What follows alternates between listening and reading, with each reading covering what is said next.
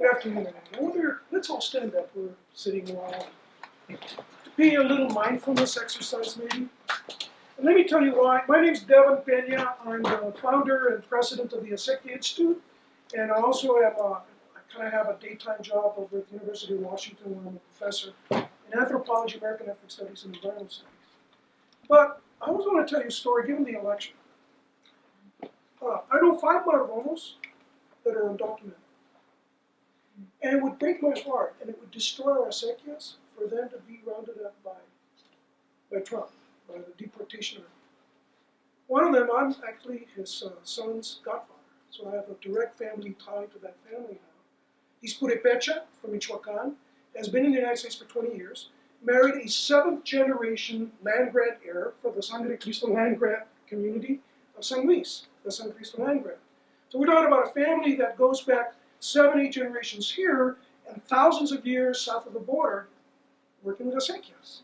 And he has revived and rejuvenated our San Luis people's ditch with his indigenous knowledge and his amazing ability to resolve conflicts. Because the acequia is not just a water commons, and it's not just a very sustainable irrigation technology driven by the force of gravity. It's a whole way of being, human being. There's an epistemology to the acequia, a way of knowing and being in the world that he has exemplified in his ability to when we have bad years with very little water in acequia and we're getting to the problems of Reparto, he just knows how to make everyone happy. And it would be horrible to lose our Mayordomo, who's Purepecha.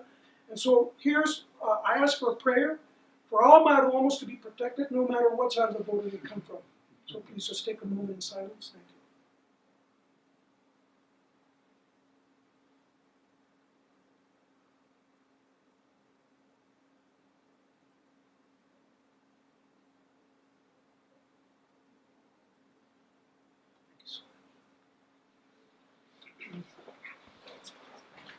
Maybe we could lower the light a little bit to get a better resolution in some of these. I want to open up, actually, the title is similar to something that Bill was talking about for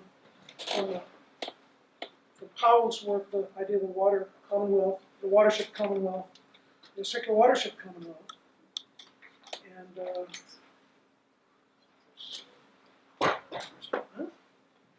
I show this picture of an heirloom Zuni red flint. We have 2 farms in San Luis. One is 8,100 feet, 8,100 feet high, where you're really pushing the limits of agriculture for this bioregion. And then the other one's at 7,900 feet, which is the Acequia Institute farm.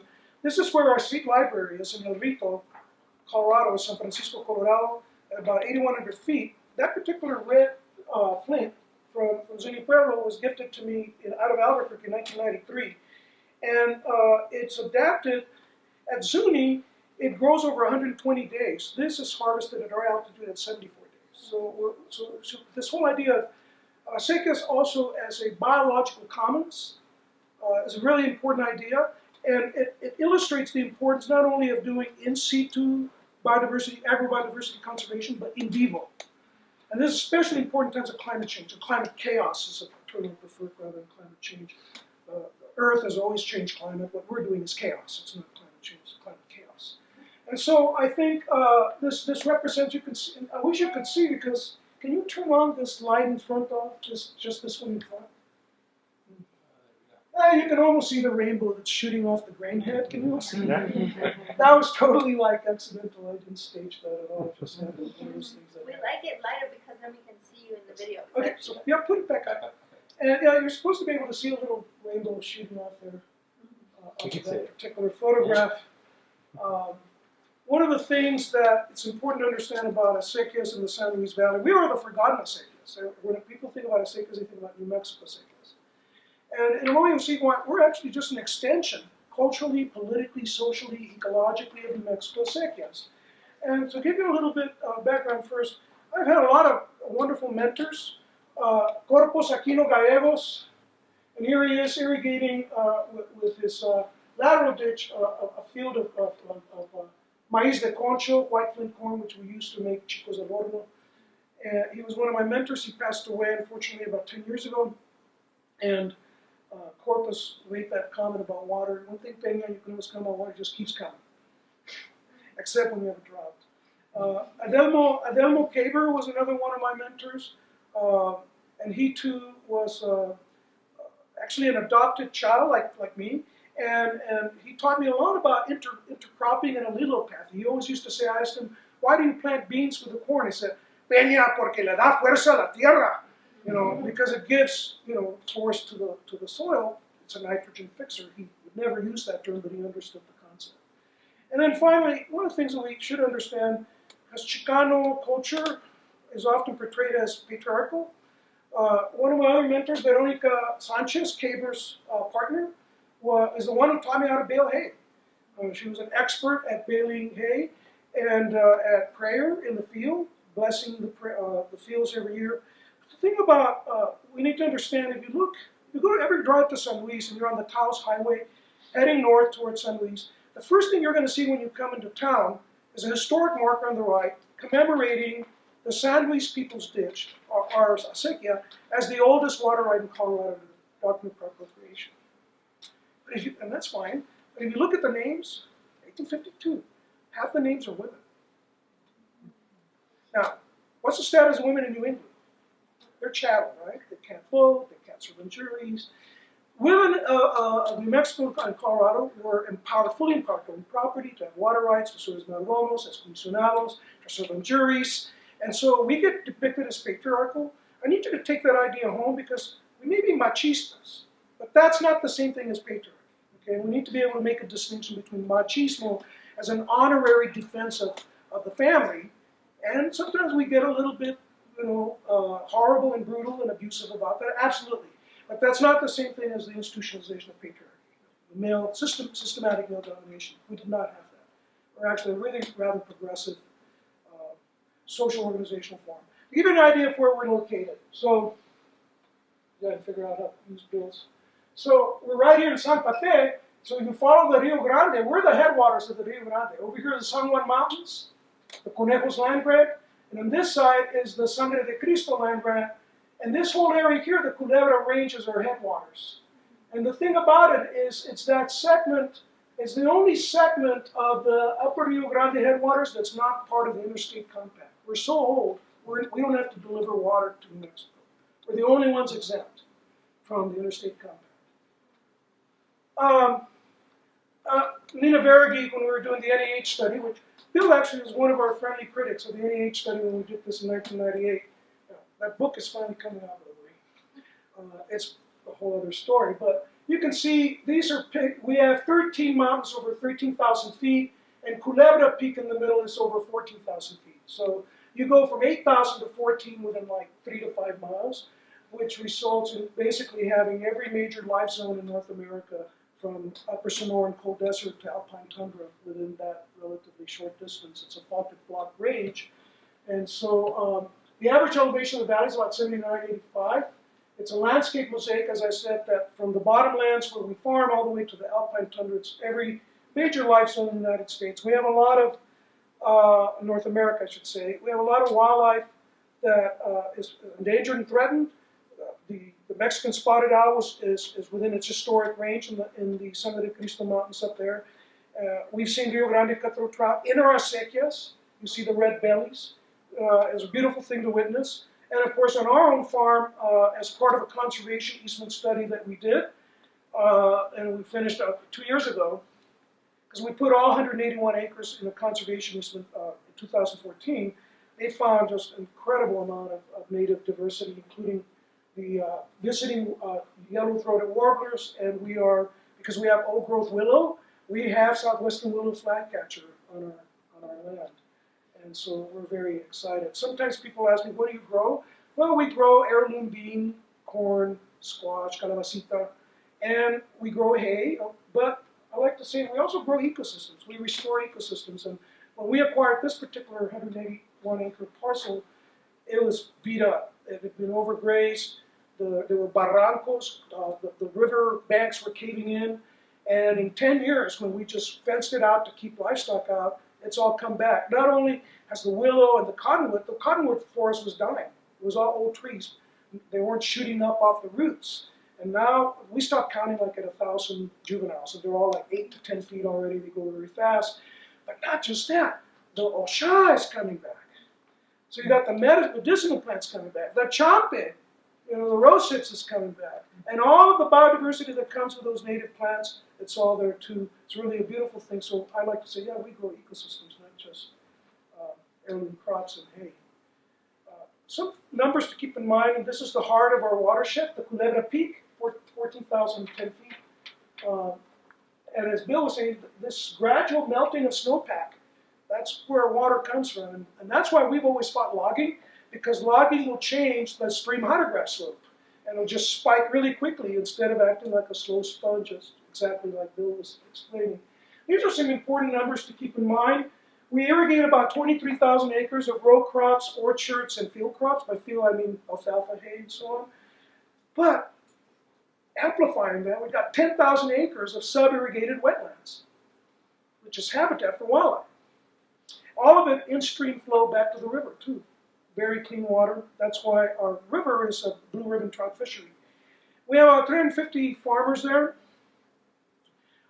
with adjudicated water rights on 76 acequias. And by the way, this whole mountain range here is a restored common land, 80,000 acres, probably the largest ejido on the planet. And 80,000 acres, I have a key, matters of disclosure. I'm one of the heirs and successors to the 80,000 acre common land known as La Sierra Commons. This would be worth picking up again maybe next year. So in itself a very important story. What I'm going to focus on today, because, and I'm so glad David is here, David Benavides, who's played a very important role in defending acequia water law. I just want to give a bow to my colleague. All the good work he's done.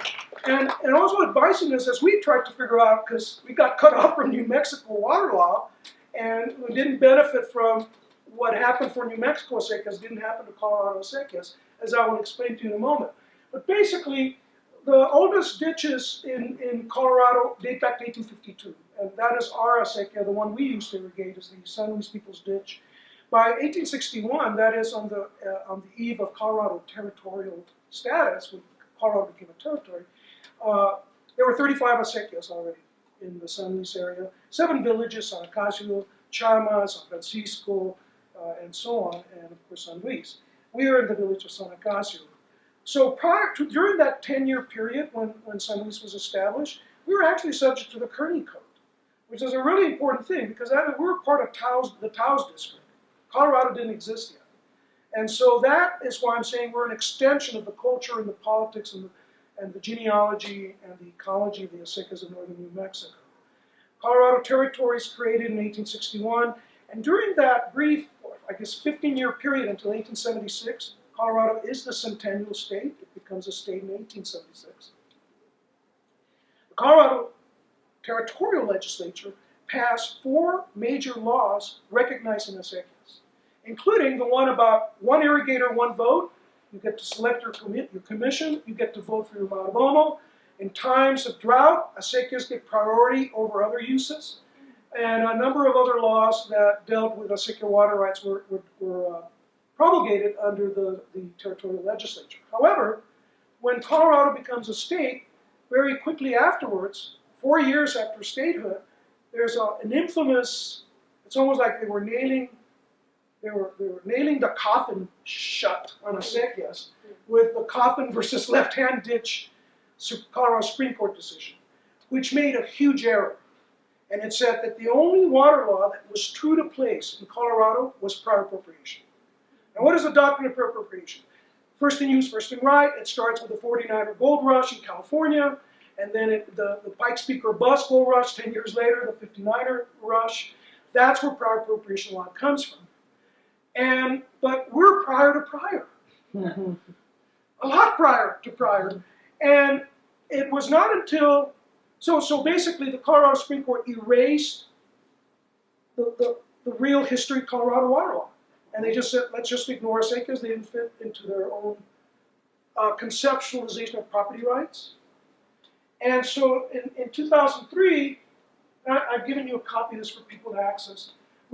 Rex Hicks and I published an article, 100-page article, little book basically. And David, you gave us some really important feedback when we were preparing that tome. And this law review article became the basis for the acequia recognition law that was passed in 2009. They basically drew out of this to write this up. And the law was signed by Governor Ritter in 2009. And so what I'm going to do for a lot of the things that Bill was mentioning, I'm going to give you a little bit greater detail about this when we start comparing the what I call comparative governance norms, the acequia versus the appropriative rights regime.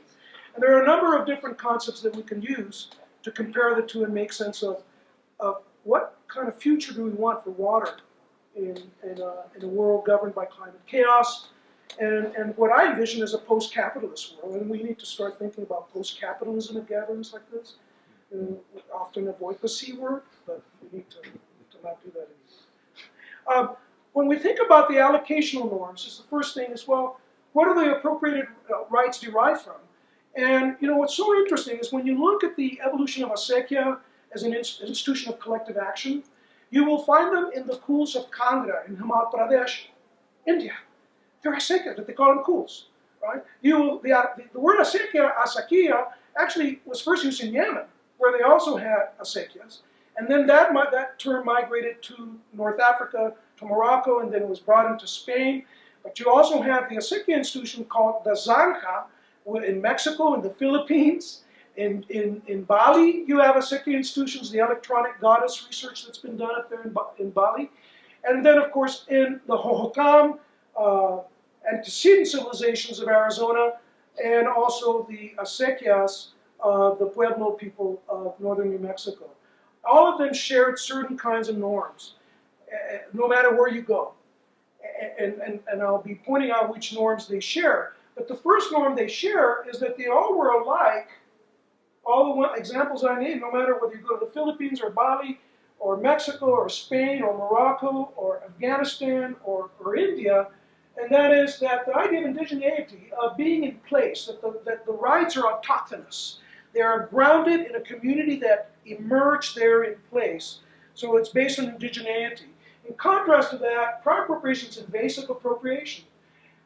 The idea of indigeneity means that you're going to combine prior use is important, but so is equity and fairness, while the prior appropriation regime only cares about temporal priority.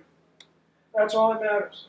The other thing that's different is that when you're appropriating rights under the allocation norms of the acequia, is you don't own the water, you have the right to use it. It's a usufruct right. And it's not permanent either. If you misbehave, you can lose those rights. If you're a tildeo, you ever heard the term se está portando como tildeo, like a sandpiper, somebody playing around and wasting water? You can get in trouble on our acequia for acting like a tildeo. It's like the ultimate insult is, si eres tildeo, a sandpiper, you're a terribly wasteful irrigator. Some people also call you a water hog. But, and so the use rights are tied to land in the community, but it's always subject to certain kind of moral obligations, including the right of thirst that I'm going to explain in a moment that actually turns out to be very important.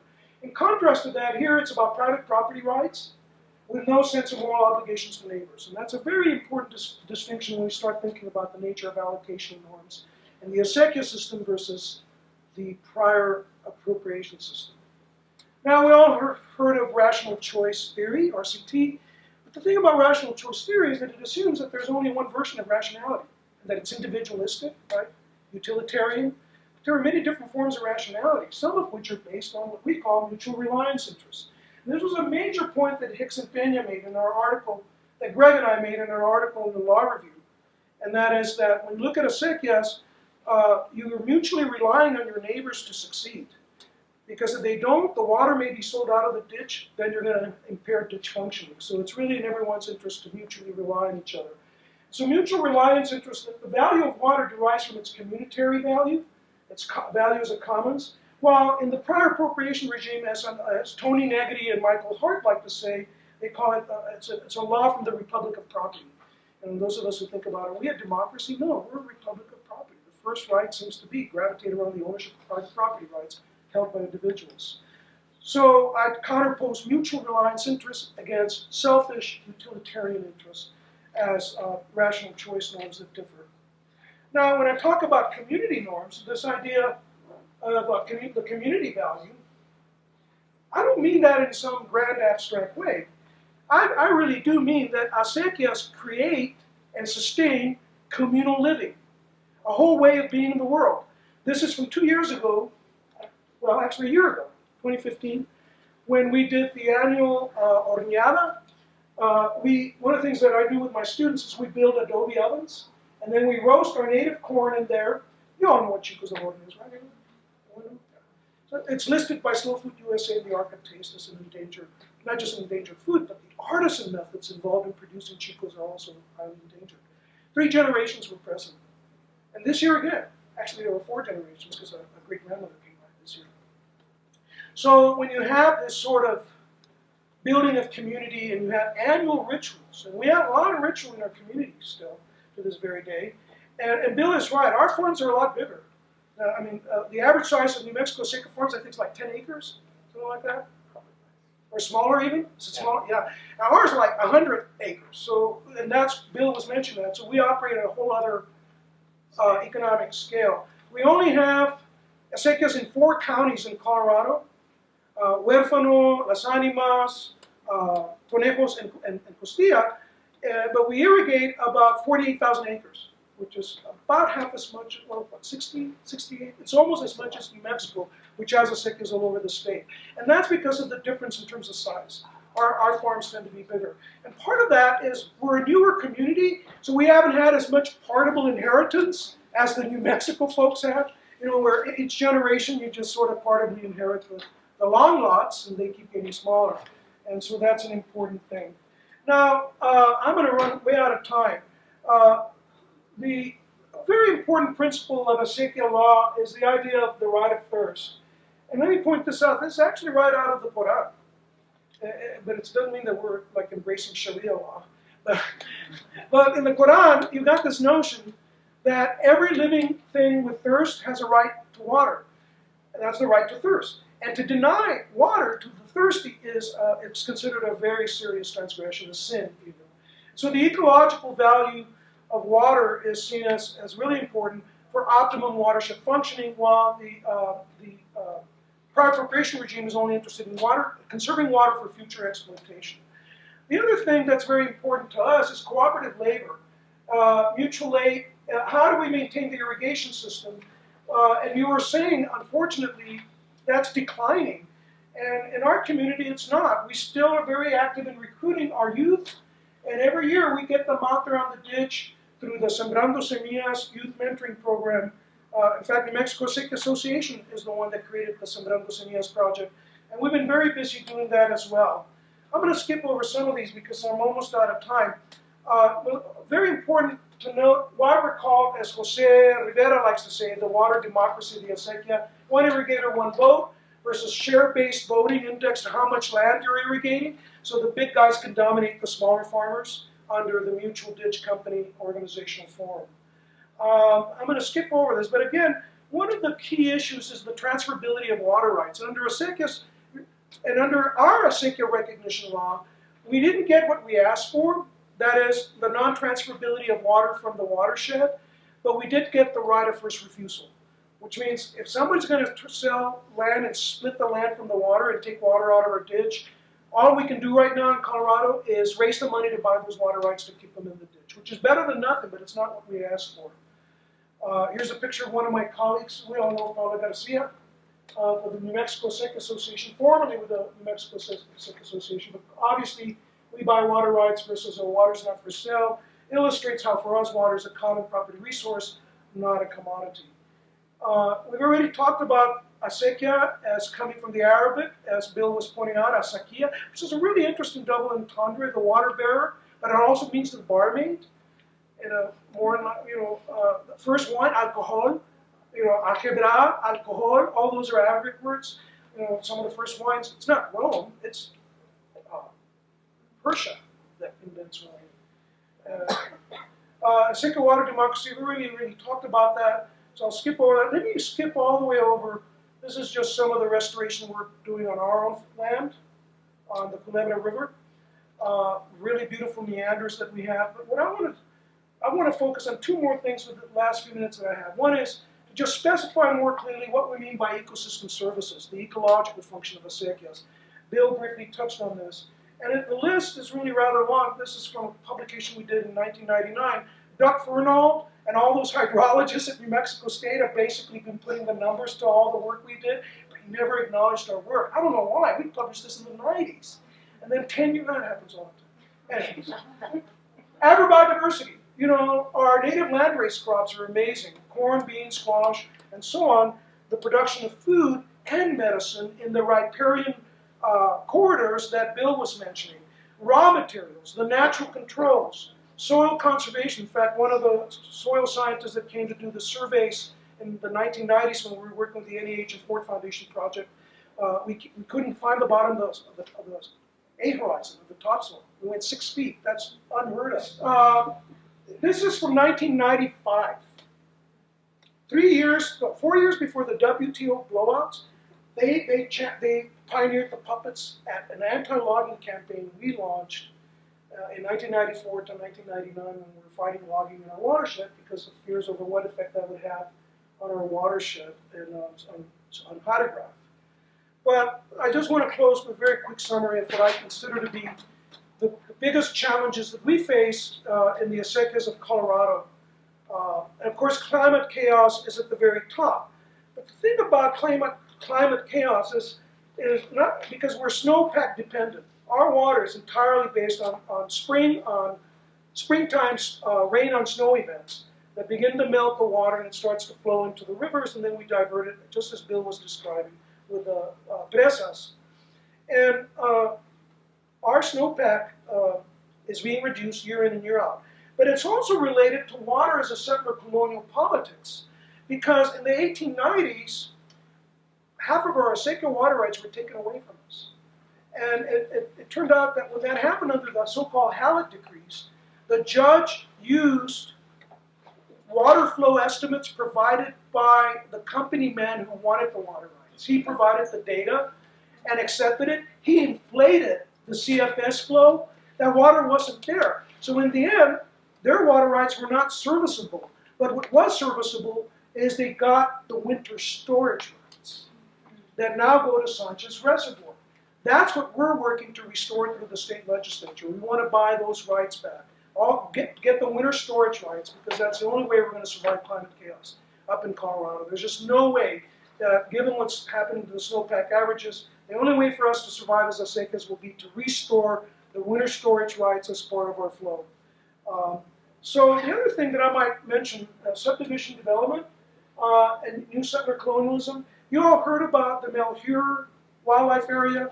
They were in our county before they went there. The 3%ers, the white militias were there, heavily armed, intimidating our county commissioners. What were they doing? They were stealing water. They didn't know about water law. They came from some Alabama, the South, the East, all over, but in Colorado.